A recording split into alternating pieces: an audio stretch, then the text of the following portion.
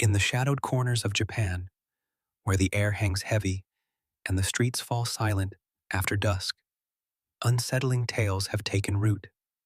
These are not mere stories, whispered to frighten children, but accounts that linger in the minds of those who have witnessed the inexplicable. Cold, quiet towns become the backdrop for legends that refuse to fade, their origins lost to time, but their presence still felt in every shiver of the wind. Tonight, we journey into the heart of these dark narratives, peeling back layers of folklore to reveal the chilling truths that may lie beneath.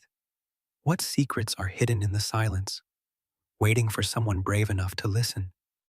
In the winter of 1998, a series of chilling reports began to surface in the outskirts of Saitama Prefecture.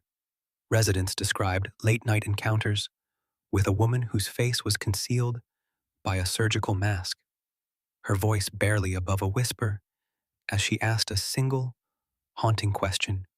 Police logs detail frantic calls from witnesses, each recounting the same unsettling smile, unnaturally wide, as if carved into her skin. Despite increased patrols, officers found only abandoned bicycles and the echo of hurried footsteps fading into the night.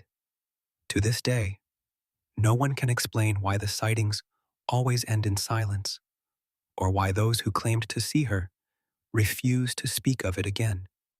In the quiet hours before dawn, residents of the town speak in hushed tones about the chilling noises that echo through the empty streets. Soft footsteps, a whispering laugh, the scrape of something sharp against concrete.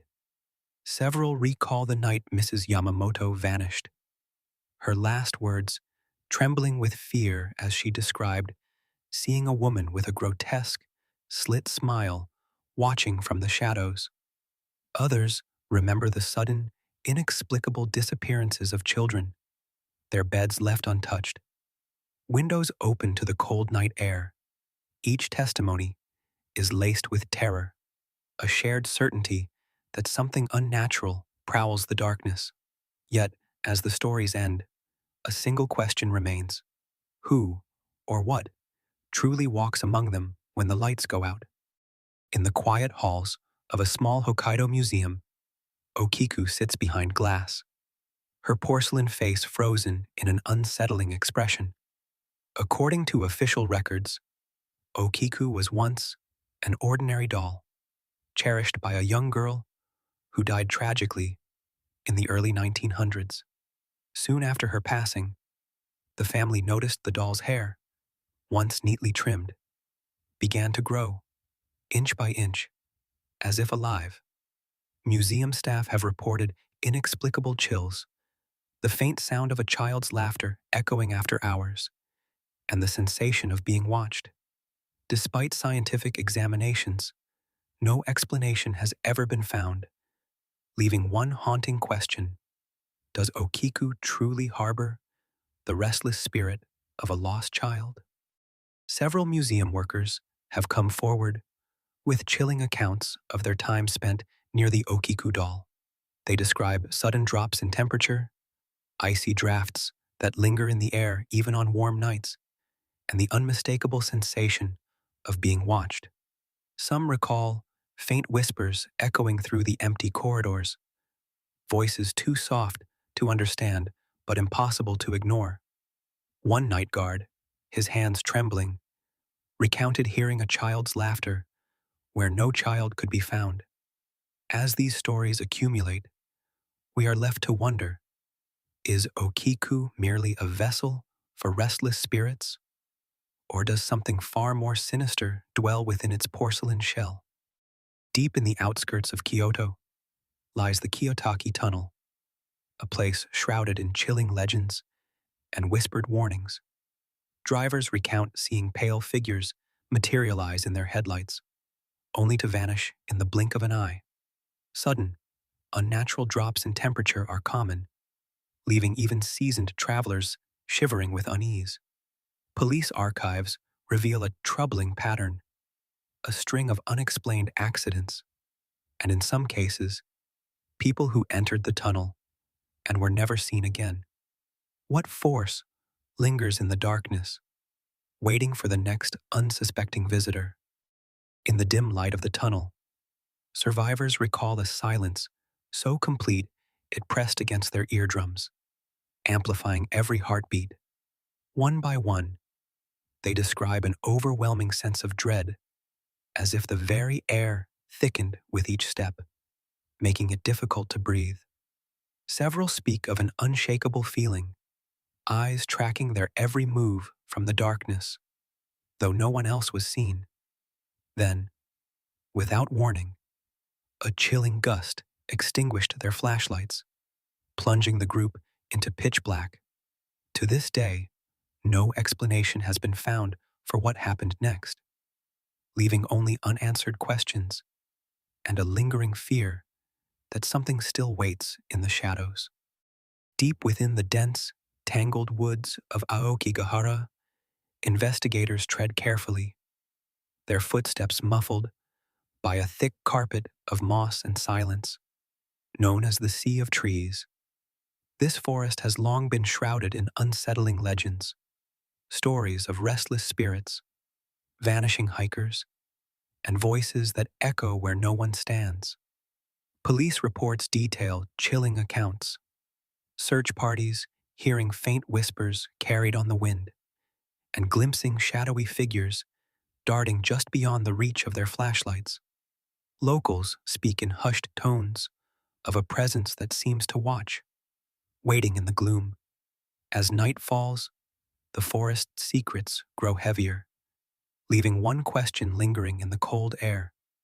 What truly dwells among the trees of Aokigahara? In the dense fog of early morning, hikers have reported hearing faint whispers echoing through the trees, voices that seem to call their names, only to vanish when approached. Rescue workers, seasoned and skeptical, describe sudden chills and the sensation of being watched, even when alone. One account details a flashlight flickering uncontrollably, casting shifting shadows that moved against the wind. Each testimony, though unique, shares a common thread, an overwhelming sense that something unseen lingers in the woods. To this day, no rational explanation has been found for these chilling encounters. In the decaying corridors of the old St. Elmo Hospital, whispers of a faceless ghost have haunted the memories of former staff and patients alike. Witnesses describe a chilling presence, an apparition with no features, gliding silently through moonlit wards, its intentions unreadable. Police records from the late 1980s reveal a troubling pattern: sudden disappearances, always at night, always near the East Wing. Investigators found no evidence, only the lingering scent of antiseptic and the echo of hurried footsteps. To this day, the question remains: what happened to those who vanished? And does the faceless entity still roam the hospital's empty halls? Former staff members recall nights spent in the old facility, where a chilling silence would settle just after midnight. They speak of shadows that moved against the walls and a suffocating sense of dread that seemed to seep from the very floorboards. Some describe hearing their names whispered from empty corridors, while others remember waking to find doors locked from the outside. Each testimony hints at a presence, unseen yet unmistakably real, that haunted their every step. To this day, the true identity of the ghost remains a mystery, its secrets buried deep within the darkness of the abandoned halls.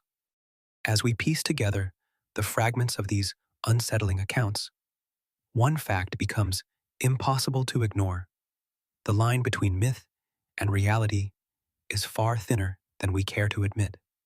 The testimonies, the police reports, the whispered warnings passed down through generations, each hints at a darkness embedded in everyday life. In the quiet corners of Japan, where shadows linger and silence grows heavy, these legends refuse to fade. We are left to wonder, uneasily, Just how much of this horror is mere story, and how much is a reflection of something real, lurking just beyond the reach of light.